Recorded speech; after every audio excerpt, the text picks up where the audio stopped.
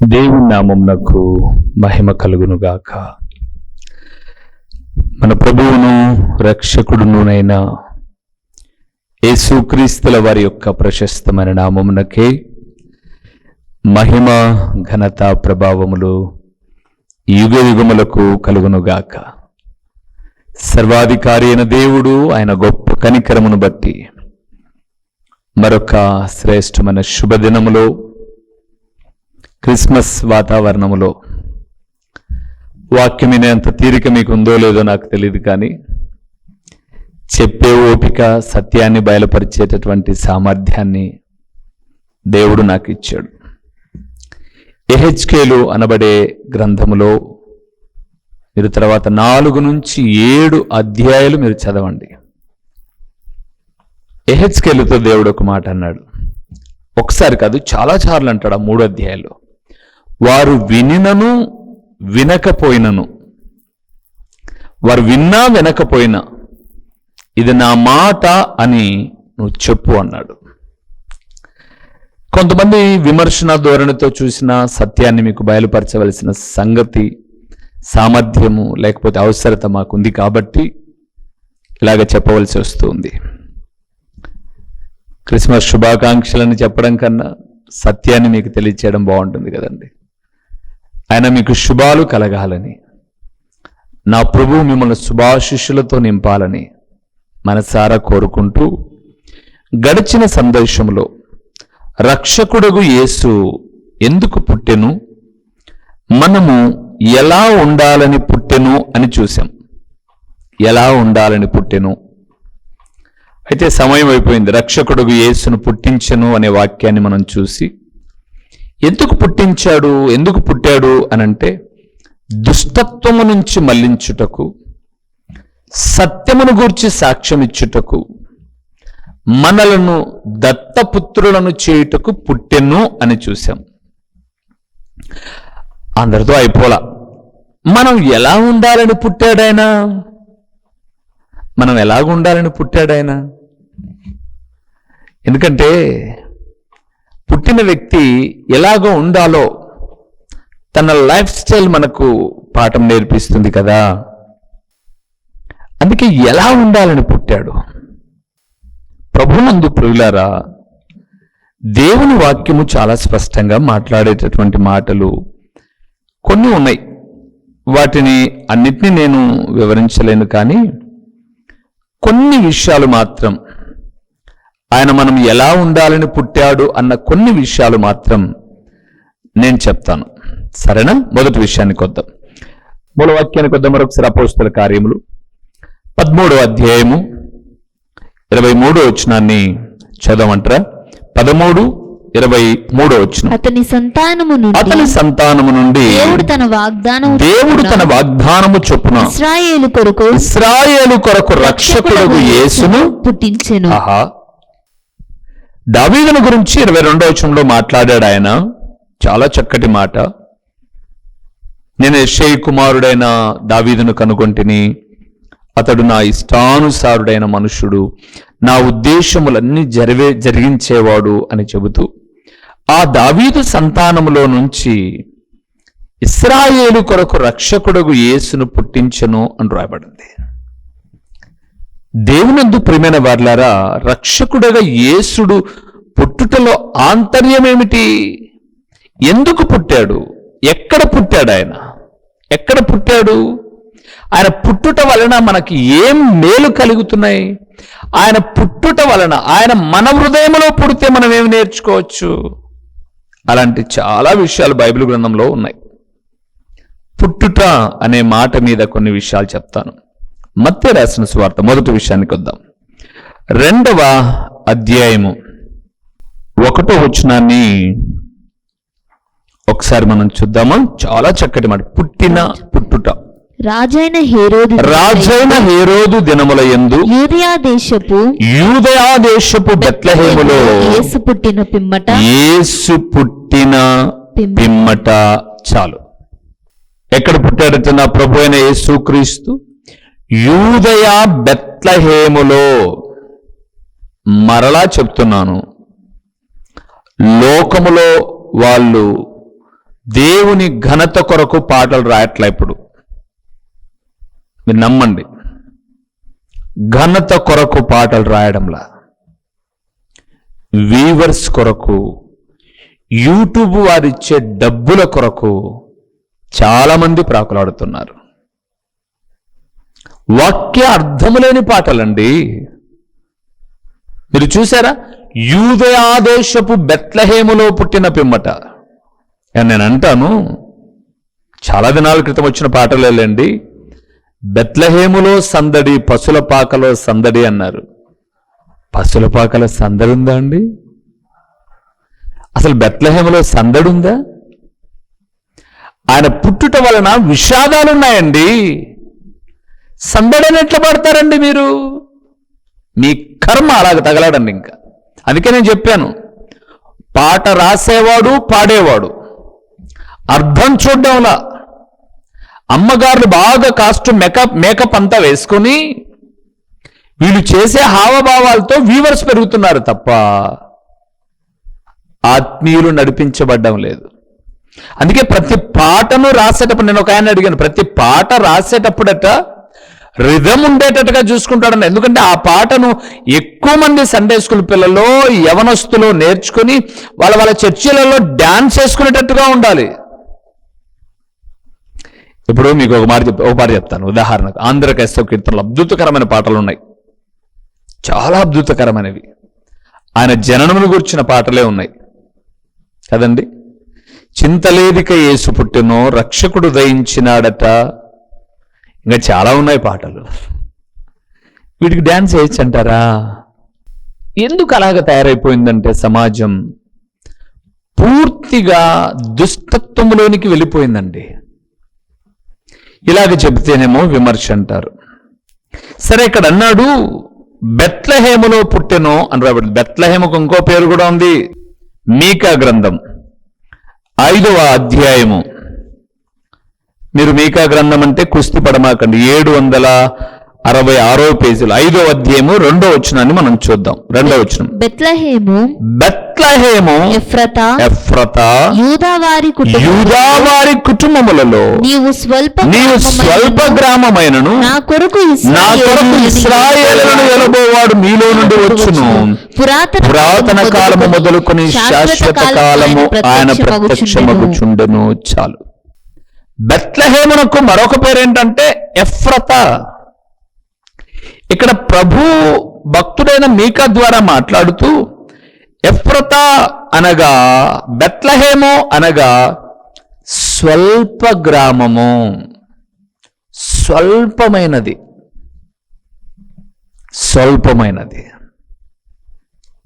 ఒకసారి మీకు ఆలోచన చేస్తాను, ఏంటి తను ఈ ఊర్లో పుట్టాడా అని ఎవరైనా అంటారు కదండి. స్వల్ప గ్రామం అంటే యేసు ప్రభుల వారు బెత్లెహేములో స్వల్ప గ్రామంలో ఎందుకు పుట్టాడు? దేవుని ప్రజలకు తగ్గింపు నేర్పించడానికి. ఆయన ఎక్కడ పుట్టాడో తెలుసా? తగ్గించుకుని స్వల్ప గ్రామములో, అంటే చిన్న గ్రామములో. బెత్లెహేము అనగా రొట్టెల ఇల్లు అని కూడా అంటారు. మీకు ఒక మాట చెప్పమంటారా? ఈరోజు చాలా మంది అమెరికా సంబంధాలను ఇష్టపడుతున్నారు. అమెరికాలో పెళ్ళిళ్ళు, అబ్బాయి అమెరికాలో అంటే ఎగిరి గంతేస్తారు, అమ్మాయి అమెరికా అంటే ఎగిరి గంతేస్తారు. యునైటెడ్ స్టేట్ ఆఫ్ అమెరికా ప్రపంచ దేశాలలో అగ్రగామి దేశం అమెరికా. అమెరికా అనగానే అది ఒక క్రైస్తవ దేశం అనుకోమాకండి. అమెరికాలో అన్ని తెగలవారు ఉన్నారు. యేసు ప్రభుల వారు అమెరికా దేవుడు కాదు. అమెరికా దేవుడు అయితే నా దేవుడు కాస్ట్లీ దేవుడు అండి. అమెరికాను కనుగొన్నది కొలంబస్. అమెరికాను కనుగొని ఇప్పటికి 515 ఏళ్ళు అయింది అంతే. కానీ నా ప్రభు అయిన యేసుక్రీస్తు ఈ లోకములో పుట్టి 2000 సంవత్సరాలైంది. అంటే ఇప్పుడు మీరు యేసు ప్రభుల వారు 2000 సంవత్సరాల క్రితం అనుకుంటారేమో. అపోస్తలుడైన పౌలు రోమీయులకు రాసిన పత్రికలో అన్నాడు, ఆయన యుగయుగములో ఉన్నవాడు, నిరంతరము స్తోత్రార్హుడైన దేవుడు. అంత మాత్రమే కాదు, నిరంతరము ఉన్నవాడు అని రాయబడింది. ఉన్నవాడని రాయబడింది. అమెరికా దేవుడు కాదు యేసు ప్రభుల వారు. ఒకవేళ అమెరికా దేవుడైతే నా దేవునంత కాస్ట్లింగ్ ఎవరు కాదు. ఈ భూమి మీద అమెరికా దేవుడే యేసు ప్రభు అయితే ప్రపంచంలో దేవుళ్ళలో ఇంకా గొప్పోడని చెప్పిండొచ్చు కదా. అట్లా చెప్పాను నేను గొప్ప. ఆయన ఎందుకు గొప్పోడని చెప్తానంటే, ప్రపంచ దేశములలో తగ్గింపు కలిగిన దేవుడు నా ప్రభు అయిన యేసుక్రీస్తు. ఇక దేవుడు అనుటకు అర్హుడు, కామ క్రోధ మద మత్సర్యములు లేనివాడు. అమెరికా సంబంధాలు అన్నాను కదా, అక్కడ మర్చిపోమాకండి. ఈరోజు అమెరికాలో అమ్మాయి మన కూతురును ఇచ్చాం, లేదా అమెరికాలోనే మన కూతురు, ఇక్కడ ఎవరో ఒక అబ్బాయి అమెరికాలో అబ్బాయి పెళ్లి చేసుకున్నారు. సహజంగా భారతదేశ సాంప్రదాయం మనకు తెలుసు. ఒక ఆడబిడ్డ గర్భవతి అనగానే ఇంటికి వచ్చి చెల్లమ్మ నీళ్ళు పోసుకో, అంటే ప్రెగ్నెంట్గా ఉన్నటువంటి అమ్మాయిని ఒక 3 నిద్రలు, ఇలాంటి ఎన్నో ఆచారాలు ఉన్నాయి. 6 నెలల్లో 7 నెలల్లో అయిన తర్వాత అమ్మాయిని పుట్టింటికి దేనికి పిలుచుకుంటారు? కాన్పుకు పిలిపించుకుంటారు. కానీ మీకు చెప్పమంటారా, ఈరోజు అమెరికాలో ఉన్న అమ్మాయి గర్భవతి అనగానే ఒకవేళ భారతదేశంలోనో ఏ దేశంలోనో వాళ్ళ ఇంటికి వెళ్ళి వచ్చినా అమెరికాకు వెళ్ళే కానిపోవాలని కోరుకుంటుంది. ఎందుకు? అమెరికన్ సిటిజన్ వస్తుంది, వారసత్వం అక్కడ దొరుకుతుంది కాబట్టి. అక్కడ కానిపోతే పిల్లోడికి అక్కడ పేరు వస్తుంది. అంటే ఆంధ్రప్రదేశ్లో ఒక చిన్న కుగ్రామంలో పుట్టిన అమ్మాయి తల్లిదండ్రులు బాగా చదివించి, అమ్మాయి కూడా బాగా చదువుకొని కష్టపడి అమెరికాకి వెళ్ళిన తర్వాత అమ్మా నాన్న దగ్గర కానిపోవాలని కోరుకోవడంలా అమెరికాలో కానిపోవాలని కోరుకుంటుంది. ఎందుకని? అక్కడ కార్డు వస్తుంది, సిటిజన్షిప్ వస్తుంది. నా ప్రభు పరలోకమందున్న దేవుడు, కానీ ఎక్కడ కోరుకున్నాడు? చిన్న కుగ్రామమైనటువంటి బెత్లెహేమును. అందుకే మీరు ఒకసారి చదవండి ఫిలిప్పీయులకు రాసిన పత్రిక 2వ అధ్యాయము 5వ వచనం నుంచి 8 వరకు చూద్దాము. 5వ వచనం నుంచి 8 వరకు చూద్దాం. క్రీస్తు యేసునకు కలిగిన ఈ మనస్సు మీరును కలిగి ఉండుడి. ఆయన దేవుని స్వరూపము కలిగిన వాడై ఉండి దేవునితో సమానముగా ఉండుట విడిచిపెట్టకూడని భాగ్యమని ఎంచుకొనలేదు గాని మనుషుల పోలికగా పుట్టి దాసుని స్వరూపమును ధరించుకుని తన్ను తానే రిక్తునిగా చేసుకొనెను. మరియు ఆయన ఆకారమందు మనుష్యుడుగా కనబడి మరణము పొందినంతగా అనగా శిలువ మరణము పొందినంతగా విధేయత చూపిన వాడై తన్ను తాను తగ్గించుకొనెను. యేసు ప్రభుల వారు బెత్లెహేములో పుట్టినది ఎందుకంటే తగ్గింపు జీవితము మనకు నేర్పించుట కొరకు. ఈరోజు మీరు గమనించి చూడండి ప్రియులారా, ప్రపంచములోనే ధనికులు, ప్రపంచములోనే గొప్ప గొప్ప వాటిని కనపెట్టిన వారు, ప్రపంచ దేశాలలో అధికులుగా ఉన్నవారు క్రైస్తవులే. కానీ తగ్గింపు చాలా గొప్పదండి. ఒక మదర్ తెరీసా ఎంత తగ్గించుకుంది, ప్రపంచంలో మదర్ అని పిలిపించుకునే స్థాయిలోకి వెళ్ళింది ఆమె. తగ్గింపు. యేసు ప్రభుల వారు ఎంత తగ్గించుకున్నాడండి, తనను తాను తగ్గించుకొని శిష్యుల యొక్క పాదములు కడిగాడు. ఇంకా మీకు చెప్తాను ప్రియులారా, లోకములో ప్రతి ఒక్కరికి తగ్గింపు అనేది నేర్పేది ప్రభువేనండి. ఈ లైట్లు వెలుగుతున్నాయి కదా, థామస్ అల్వా ఎడిసన్ గారు లైట్లు కనిపెట్టిన అతను, మీరు చాలా గొప్పోళ్ళండి అంటే, కాదండి, నా దేవుడు నా జీవితాన్ని వెలిగించాడు, నేను లైట్ వెలిగించాను అన్నాడు.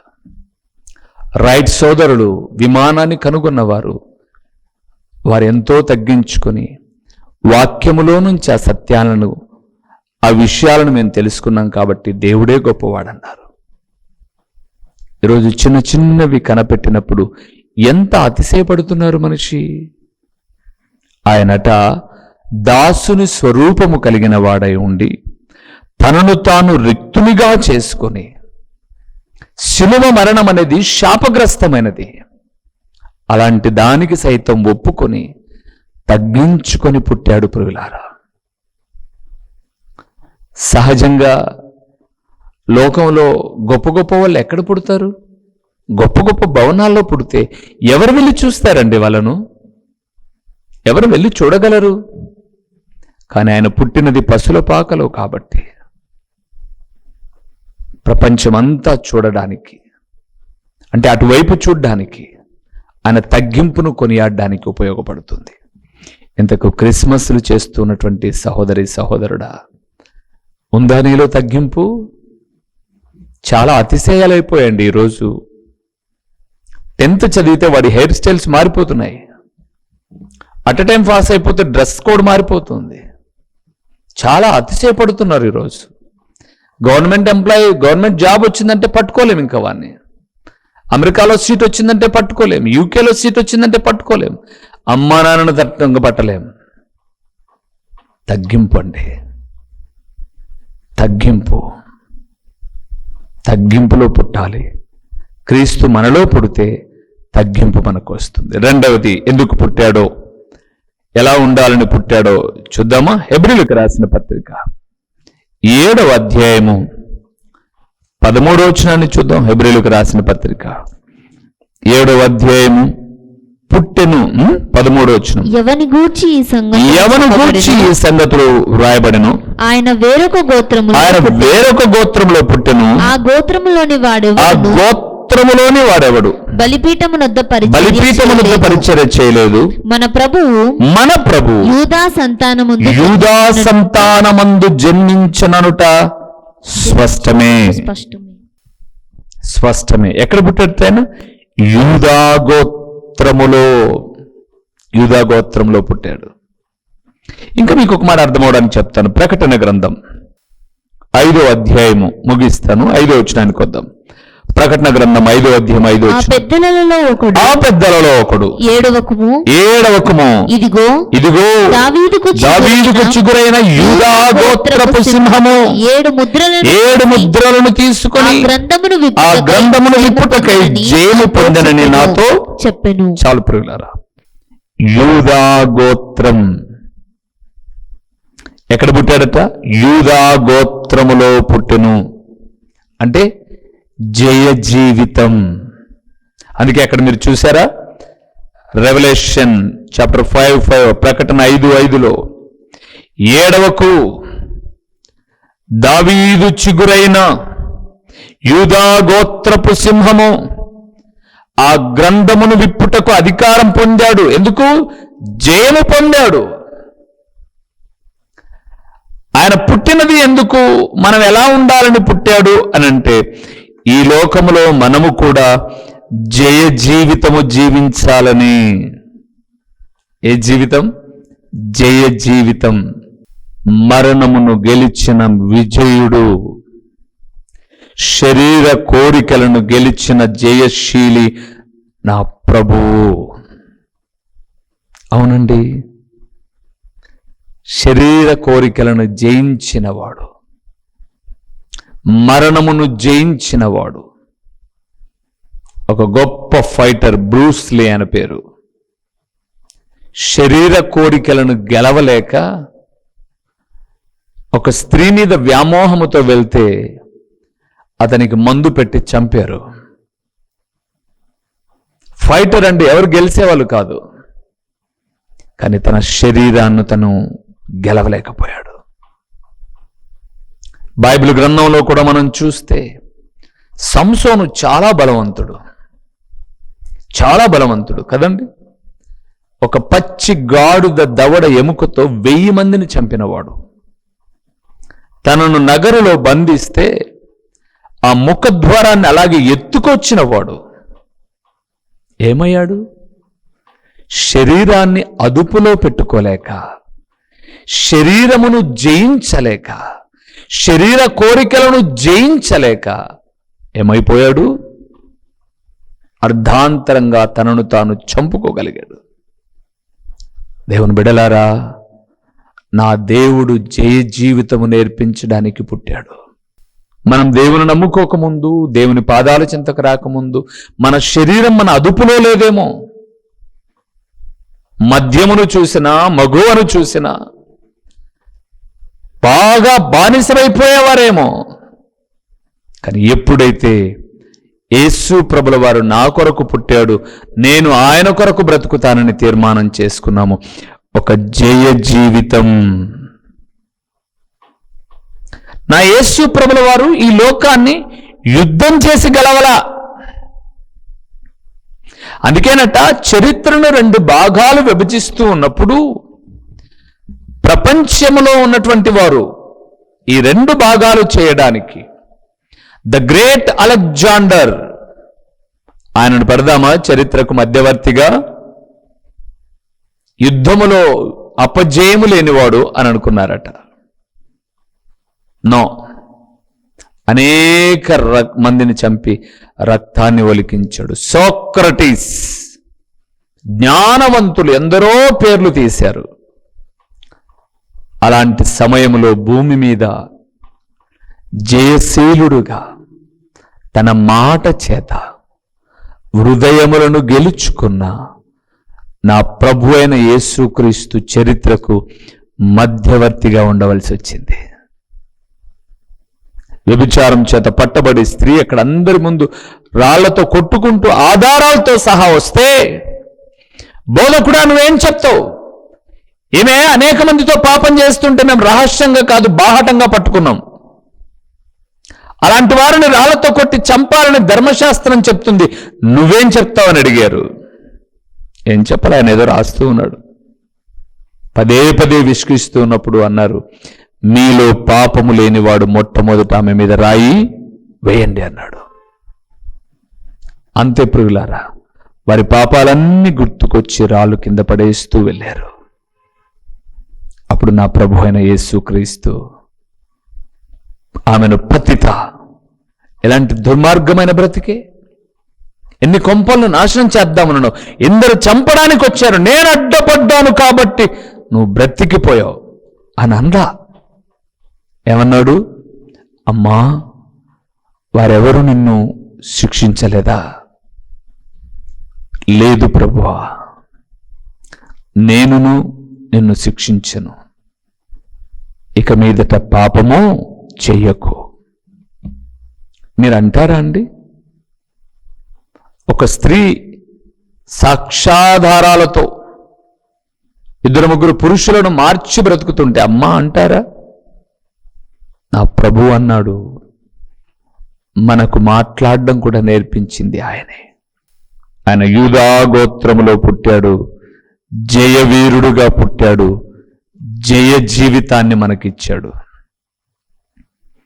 అందుకే ప్రియులారా, యోహాను పత్రికలో, మొదటి పత్రికలో 2వ అధ్యాయము 15 నుంచి 17 వచనాలు చూస్తున్నప్పుడు, మీరు లోకమునైనను లోకములో ఉన్న వాటినైనను ప్రేమింపకుడి, లోకములో ఉన్నదంతయు శరీరాశ, నేత్రాశ, జీవపుటంబము, ఇవి దేవుని వలన పుట్టినవి కావు అన్నాడు. వాటిని గెలిచాడు నా ప్రభు అయిన యేసుక్రీస్తు, గెలిచాడు. ఈరోజు దేవుని యందు ప్రియమైన వారలారా, దేవుడు కూడా మనతో మాట్లాడుతూ ఉన్నాడు. చాలా శ్రేష్టమైన విషయము, ఆయన పుట్టినది మనం తగ్గించుకొని బ్రతకడానికి. ఆయన పుట్టినది మన జీవితాలలో అపవాద అనేకమైన శోధనలు ఎదురు తలపెడుతూ ఉన్నప్పుడు, అనేకమైన పాపాన్ని మన ముందుకు తీసుకొస్తూ ఉన్నప్పుడు, వాటిని అధిగమించి జయ జీవితము జీవించడానికి. క్రిస్మస్ అంటే జయ జీవితం లేకుండా ఓడిపోవడం కాదు, అపవాది కబంధ హస్తాలలో చిక్కుకొని విలవిలలాడడం కాదు, 10గురిని పాపంలోనికి నెట్టివేయడం కాదు, జయ జీవితం జీవించడానికి. ఈరోజు ఈ మాట వింటున్న దేవుని కుమారుడా, కుమార్తె, రక్షకుడైన యేసు ఎందుకు పుట్టాడో గడిచిన సందేశములో చెప్పాను. దుష్టత్వము నుంచి మళ్లించి ఆశీర్వదించుటకు పుట్టాడని, సత్యమును గూర్చి సాక్ష్యం ఇచ్చుటకు పుట్టాడు అని, మనము దత్తపుత్రులం కావాలని పుట్టాడని. నేడు మాట్లాడుతున్నాడు దేవుడు. మనం ఎలా ఉండాలని పుట్టాడు అంటే, మనం తగ్గించుకుని బ్రతకాలని. అనేకమైనటువంటి శరీరేచ్ఛలు మనల్ని చుట్టుముట్టుతూ ఉన్నప్పుడు, భార్యకు భిన్నంగా భర్త, భర్తకు భిన్నంగా భార్య, కుటుంబ జీవితం పతనమైపోయి, సాక్ష్యాన్ని కోల్పోయి, జయ జీవితం లేకోకుండా బ్రతకడానికి కాదు, జయ జీవితము జీవించడానికి ఆయన పుట్టాడు. ఇది అండి క్రిస్మస్ అంటే.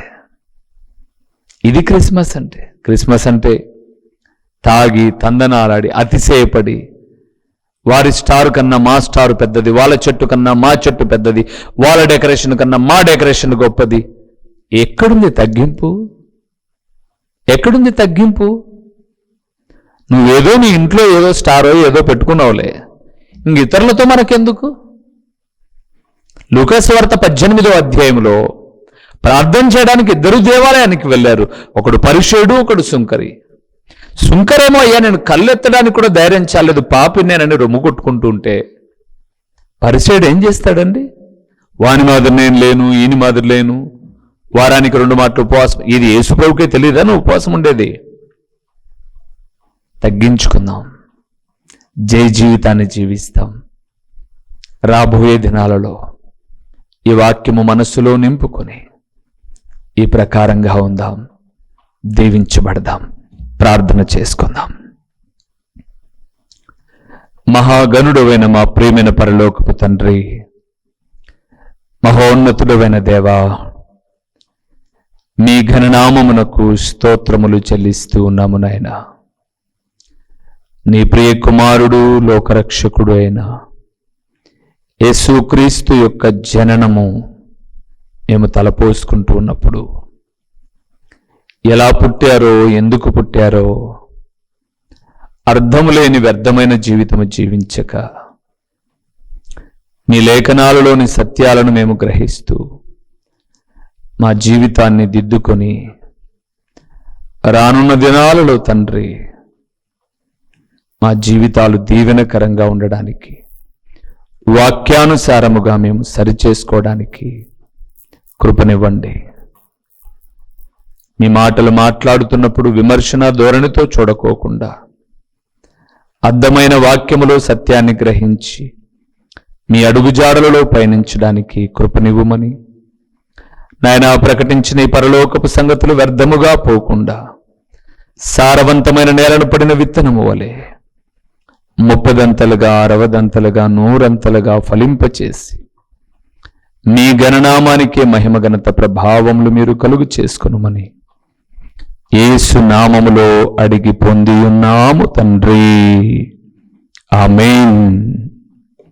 మా చిరునామా దైవజనుడు బ్రదర్ ఓ రూబేన్ గారు, క్రీస్తు ప్రార్థనా మందిరం, డోర్ నెంబర్ 1-10-386, నగరిగుట్ట, పులివెందుల, కడప జిల్లా. మీ ప్రార్థన అవసరాల కొరకై సెల్ నంబర్ 9989067409.